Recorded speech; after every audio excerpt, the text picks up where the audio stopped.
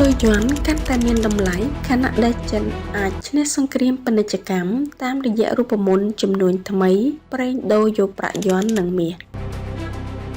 លុយដុល្លារអាមេរិកបានគ្រប់គ្រងលើអំណាចទីផ្សារនិងពាណិជ្ជកម្មអន្តរជាតិជាយូរមកហើយប៉ុន្តែបច្ចុប្បន្នកំពុងកើតក្តីបារម្ភថាឥទ្ធិពលរបស់ខ្លួនអាចនឹងបាត់បង់បន្តិចម្ដង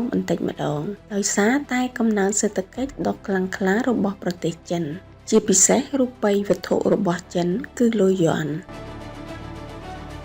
ដោយឡែកមួយរយៈចុងក្រោយនេះនៅក្នុងទីផ្សារថាមពលសកលប្រទេសចិនបាននឹងកំពុងពង្រឹងភាពជឿជាក់នៅលើទីផ្សារអន្តរជាតិកាន់តែខ្លាំងឡើងជាមួយនឹងអំណាចរបស់ប្រាក់យួនក្នុងនោះរដ្ឋាភិបាលក្រុងប៉េកាំងបានផ្ដល់ឲ្យអារ៉ាប៊ីសាអូឌីតនៅយន្តការដ៏វៃឆ្លាតមួយដើម្បីផ្លាស់ប្ដូរប្រាក់ចំណេញពីការលក់ប្រេងជាមួយនឹងដុំមាសដោយផ្ទាល់តែម្ដង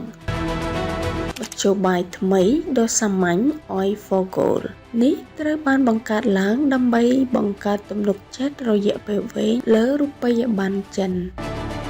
ដែលវានឹងក្លាយទៅជាជម្រើសអាចទុកចិត្តបានជំនួសប្រាក់ដុល្លារអាមេរិកសម្រាប់ការទូទាត់ទំនិញសំខាន់ៗផ្សេងទៀតនៅក្នុងទីផ្សារសកលរូបមន្តទូទាត់ថ្លៃប្រេងថ្មីរបស់ចិន Petrol Yuan នេះត្រូវបានយកមកពិភាក្សាលើកដំបូងតាំងតែពីឆ្នាំ2022នៅក្នុងកិច្ចខិតខំរបស់រដ្ឋបាលក្រុងប៉េកាំងដើម្បីប្រជែងលុយដុល្លារអាមេរិកប៉ុន្តែទើបតែយកមកអនុវត្តក្នុងឆ្នាំ2025កន្លងមកនេះប៉ុណ្ណោះយោងតាមការផ្សព្វផ្សាយរបស់សារព័ត៌មានបរទេសជាច្រើនបានបង្ហាញថាអារ៉ាប៊ីសាអូឌីតចាំបាច់ត្រូវទូទាត់និងទទួលយកលុយយួនពីការនាំចេញប្រេងរបស់ខ្លួន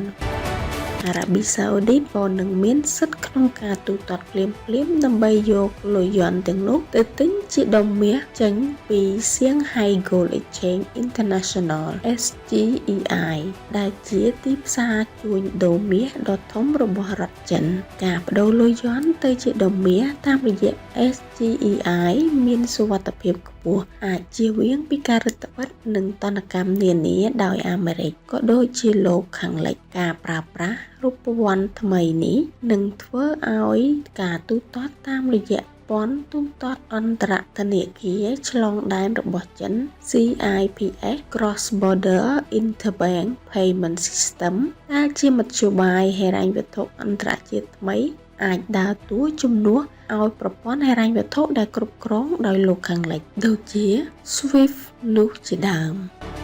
គួរឲ្យដឹងដែរថាចិនគឺជាអតិថិជនទិញប្រេងធំជាងគេបំផុតរបស់អារ៉ាប៊ីសាអូឌីតជាយូរមកហើយដូច្នេះនៅពេលខាងមុខប្រសិនបើអាចដំណើរការទូទាត់ Oil for Gold បានរលូននោះគេជឿជាក់ថាទំនុកចិត្តលើលុយយួននឹងកាន់តែមានកម្រិតខ្ពស់ខណៈដែលសង្គ្រាមពាណិជ្ជកម្មរវាងមហាអំណាចចិននិងអាមេរិកក៏អាចមើលឃើញថាអ្នកដែលទទួលជ័យជំនះបានច្រើនជាងគេគឺចិន